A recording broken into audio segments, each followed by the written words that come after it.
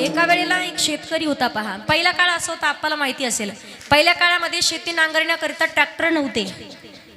बैलांना शेती नांगरल्या जायची. 1 एकर शेती नांगरण्याकरिता 15-15 दिवस निघून जायचे. त्यामुळे पिकं सुद्धा तेवढी चांगली नवीन येत होती, पिकं सुद्धा चांगली पिकत होती. आता ट्रॅक्टरने अर्ध्या 1 तासात 1 एकर शेती नांगरणं होती, अर्ध्या तासात, पाऊण तासात 1 एकर शेती, 2 एकर, 10 एकर शेती. मला सांगण्याचं तात्पर्य, शेतकरी राजा बैल सोबत घेतले आणि शेती नांगरण्याकरिता निघाला. त्यानं एकदा डोंगराळा भाग होता, डोंगराळा भागामध्ये दिवसभर शेती नांगरली. दुपारचे उन्हाळ्याचे दिवस होते, कडाक्याचं ऊन पडलेलं. दुपारच्या वेळेला त्याला भूक लागली, भाकरीचं गाठोडं सोबत होतं, पाण्याची कॅन सोबत होती, थंडगार सावलीचं झाड पाहिलं. बैल चरण्याकरिता डोंगरात सोडले आणि झाडाखाली येऊन जेवण करत बसलं. पण त्यातला एक बैल म्हातारा होता. बैल चरता चरता चरता तो बैल एका विहिरीत पडला. जसा बैल विहिरीत पडला तर अख्ख्या झोडगावाचे लोक जमा झाले. लोक म्हणे, अहो दादा, तुमचा बैल विहिरीत पडला. हा म्हटला, दिवसभर काम करून थकलोय म्हणे, जीव द्या म्हणे, पोटाला खाऊ द्या म्हणे, तू पडू द्या, मेला तर मेला म्हणे. ती म्हणे, अहो मुका जीव त्याचा जीव असा घेऊ नका, दिवसभर काम करून घेताय, कित्येक वर्षापासून पाहतोय, आणि त्याला खुशाल म्हणता मरू द्या, मेला तर पडू द्या, पडला तर म्हणे असाही तो मरायलाच आलाय. त्याला क्रेन आणान, वरती काढान, त्याच्यापेक्षा अजून 2-4-50 हजार टाकले तर अजून नवीन चांगला बैल भेटल, मरू दे मेला तर म्हणे. झोडगावाचे लोक म्हणल्यावर तुमचं झालं मरू दे मेला तर, पण वास येईल, दुर्गंधी सुटेल. इथं वास आल्यावर आम्ही राहायचं कसं? ते म्हणे, एक काम करा, मग तुम्हाला दुर्गंधी येईल तर तुम्ही काय करा, अख्ख्या झोडगावाचा कचरा जमा करा आणि त्या बैलाच्या अंगावर टाका, म्हणजे तुम्हाला वास येणार, अजिबात दुर्गंधी येणार नाही, बैल खाली दबून राहील, टेन्शन घेऊ नका. झोडगावाच्या सगळ्या लोकांनी कचरा जमा करायला चालू केलं. बैलगाड्या कचरा आणायचे. पण प्राणी असू द्या, कुठलाही पहा, कुठलाही प्राणी असू द्या, त्याच्या अंगावरती कचरा टाकला महादेव काका, तर कोणताच प्राणी अंगावर कचरा कधी ठेवत तुम्ही नसेल तर पहा. बैलाच्या अंगावर एक बैलगाडी कचरा टाकला की बैल अंग झटकायचा आणि कचऱ्याच्या वरती उभं राहायचं. बैल अंग झटकायचा, कचऱ्याच्या वरती उभं राहायचा. असं करत करत झोडगावातला कचरा संपला आणि अर्धी विहीर भरली. बैल त्याच्यावर उभा. झोडगावातला कचरा संपला, आता काय करायचं म्हणे, शेलूला जा. आता एवढे लांबून कचरा आणायचा कसा? ट्रॅक्टरच्या ट्रॉयल्या भरून कचरा. एक ट्रॉली कचरा टाकला की बैल अंग झटकायचा आणि कचऱ्याच्या वरती उभा राहायचा. असं करत करत कचऱ्याने विहीर पूर्ण भरली. बैल विहिरीच्या बाहेर आला आणि शेतकऱ्यानं परत बैल नांगराला जुंपला. मला सांगण्याचं तात्पर्य आहे, ज्या माणसाला जीवनात मोठं व्हायचंय ना, लोक फक्त आपल्या अंगावर कचरा टाकण्याचं काम करतात.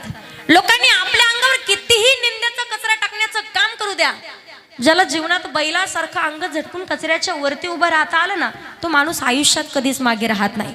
फक्त तसं जगता आलं पाहिजे. लोकांचं दमाने टाळ्या वाजवा, टेन्शन घेऊ नका. पहाटे 4 वाजता कीर्तन करणार आहे मी. वाटलं पाहिजे जेवायला, एवढं लेट करेन ते का तुम्हाला? टाळ्या वाजायचे का पैसे मागितले काय? टाळे मी पैसे ठरलेत आधी, तुम्ही का टेन्शन घेऊ अजिबात. आता कवा बी नाही, गाडी गेली निघून आधीच. जेवायचे तेव्हा असतं. विठ्ठल विठ्ठल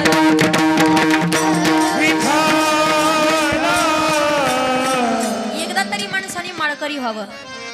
एकदा तरी गळ्यात पवित्र तुळशीची माळ, भाळावरती चंदनाचा टिळा आणि अंतःकरणात संतानी विषय कडबला. का? ज्याच्या गळ्यात माळ तो होय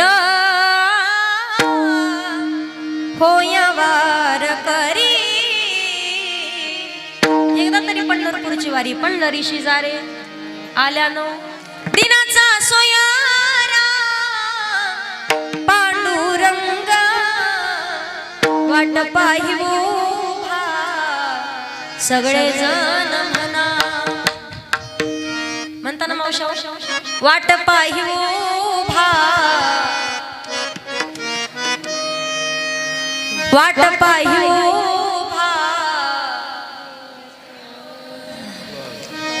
आताशी बोलायला लागला तुम्ही. एकदा तरी पंढरपूरची वारी करावी. तर खूप बरे सांगतात, आमचं भाग्य तर उजळच, पण त्याचबरोबर आमची चिंता ही वारली अभंगाचं पहिलं चरण. हो हो उजळली भाग्यता, उजळले भाग्यता.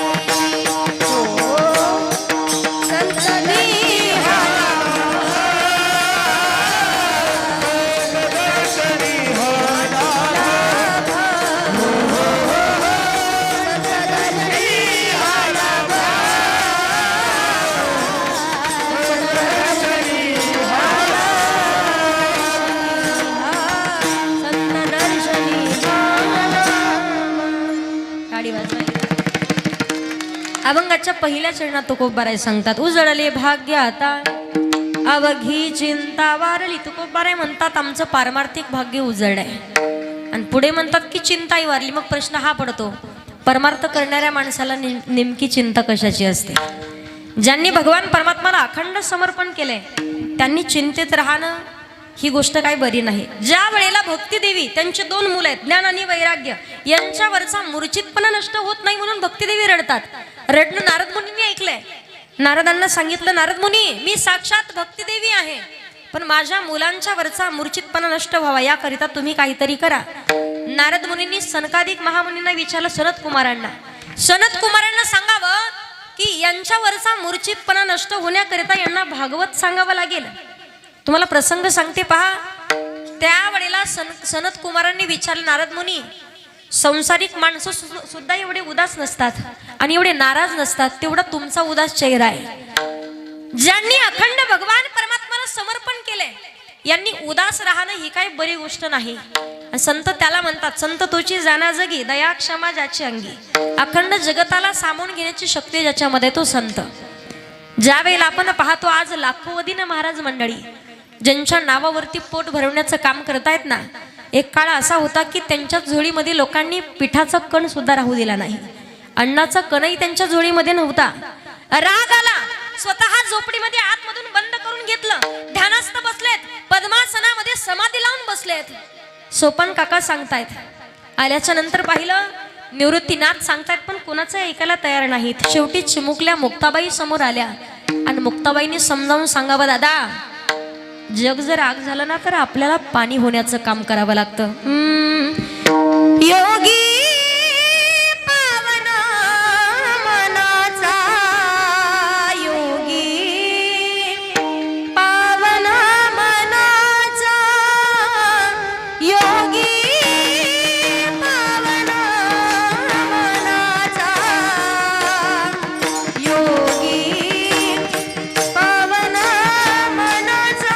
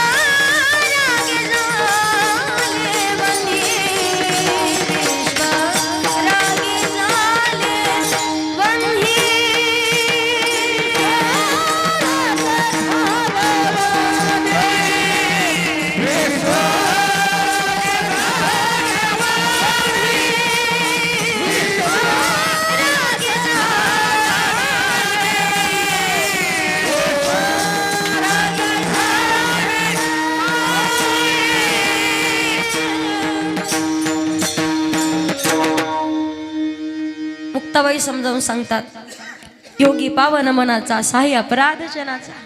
जग जर आग झालं ना तर माऊली आपल्याला पाणी होण्याचं काम करावं लागेल. सांगू तुम्हाला, कदाचित श्री संत मुक्ताबाई नसताना तर भावार्थ दीपिका, ज्ञानेश्वरी आणि हरिपाठासारखा महान ग्रंथ आपल्यापर्यंत नसता पोहोचला. पहा, सांगण्याचं तात्पर्य आहे, विश्वपट ब्रह्मदोरा ताटी उघडा ज्ञानेश्वरा. जगताचे अपराध सामावून घेण्याची शक्ती ज्यांची त्याला संत म्हणतात. जगाला दुःख झाल्याच्या नंतर जे दुःखी होतात ते संत आहेत, आणि जगाला दुःख झाल्याच्या नंतर जे सुखी होतात ते म्हणजे जीव, तुम्ही आम्ही. शेजाऱ्याचं वाटोळ झालं तर बऱ्याच लोकांना आनंद वाटतो. शेजाऱ्याचं वाटोळ झालं, एखाद्याचा कापूस पेटला, एखाद्याची म्हैस मेली तर आनंद वाटतो, बरं झालं असं घडायला पाहिजे होतं. पण जगताला दुःख झाल्याच्या नंतर दुःखी होतात ते फक्त साधू संत असतात. पहा, जगाच्या कल्याणा संताच्या विभूती देह कष्टविती परोपकारी अखंड उपकार करत असतात. उपकार करणारे 3 लोक आहेत. आई वडील उपकार करतात, भगवंत उपकार करतात आणि संतही उपकार करतात.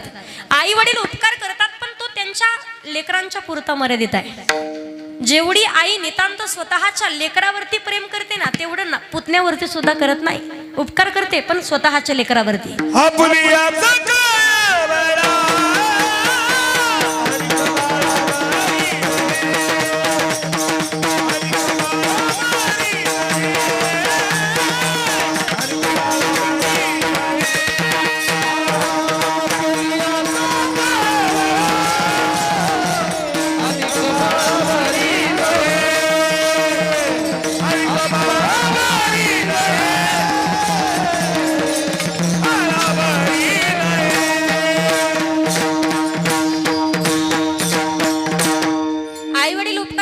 लेकरापुरता मर्यादित आहे. भगवंतही उपकार करतात पण भक्त राखे पायापाशी दुर्जनाशी संवारित. जो त्यांचं भजन करेल त्याच्यावरतीच उपकार आहे. पण संत अशा आहेत तिथे दुर्जन येऊ द्या आणि सज्जन येऊ द्या. कोळ्याची कीर्ती वाढली गहन आणि केले रामायण राम आदी. कित्येक वर्ष एक माणूस मारला तर 1 दगड रांजणात टाकायचा असे 7 रांजण भरले. पण नारद मुनींसारख्या संताची संगती झाली तर जीवनाचा उद्धार आहे. उपकार केलाय सांगण्याचं तात्पर्य आहे. संताची संगती जीवनात लाभली तर जीवनाचा उद्धार आहे. पण त्यावेळेला सुद्धा आपण पाहतो नारद मुनी दुःखी आहेत. जे दुःखी होतात जगताच्या दुःखानं ते संत असतात. त्यावेळेला तुकोबाराय सांगतात आम्हाला सुद्धा दुःख झालेलं आहे. परमार्थ करणाऱ्या माणसाला नेमकी चिंता कशाची असते तर परमार्थ करणाऱ्या माणसाला चिंता असते ती परमात्मा प्राप्तीची. आणि तुकोबाराय सांगतात ती चिंता आमची वारली, चिंता वारली पण भाग्य उजळलं कधी. माग शुद्ध दशमी पाहुणी गुरुवार केला अंगीकार. तुका म्हणे बाबाजी आपुले सांगितले नाम मंत्र दिला राम कृष्ण हरी. जेव्हा गुरु स्वप्नात आले रामकृष्ण हरी मंत्र दिला तेव्हा उजळले भाग्य आता अवघी चिंतावार. आपण म्हणता उजळले भाग्य आता कधी बऱ्याच दिवसानं नवसायासाने एखादा मुलगा झाला तर बरोबर की नाही. भाग्यानं जर एखादी घरात सुनबाई आली तर आणि सध्याच्या काळात पोरांची लग्न होणं म्हणजे भाग्याचीच गोष्ट आहे. लग्न होईना पोराचे तुम्हाला सांगते गावागावात. आणि लग्न होतात कोणाचे माहिती का ज्या माया बहिणींचे लेकरं संस्कारी असतील त्यांचे. लेकरं फक्त संस्कारी असावेत. पैशाची गरज नाहीये, प्रॉपर्टीची गरज नाही. आज काय काय घटना आपण ऐकतोय. लेकरू किती हुशार असू द्या पण संस्कार नसतील तर किती प्रॉपर्टी असू द्या किती पैसा असू द्या माती मोल असते. लेकराच्या वरती नाही 50 एकर जमीन तरी चालेल, नाही 3 मजली बिल्डिंग तरी चालेल. फक्त पोरग संस्कारी असावं की पंचकृषीमध्ये सुद्धा लोकांनी म्हणावं आमच्या पूर्ण झोड गावाच्या पंचकृषीत या मुलासारखा पोरगा नाही. संस्कारी असावं. त्यांना कुठं पोरगी पाहिजे सुद्धा गरज पडत नाही. फक्त लेकरू चांगले विचाराचं असावं. संतांनी वर्णन केलंय कोळी कन्यापुत्र होती जे सात्विक अशा लेकराचा आनंद तयाचा हरीख. जगाच्या मालकाला आनंद होतो.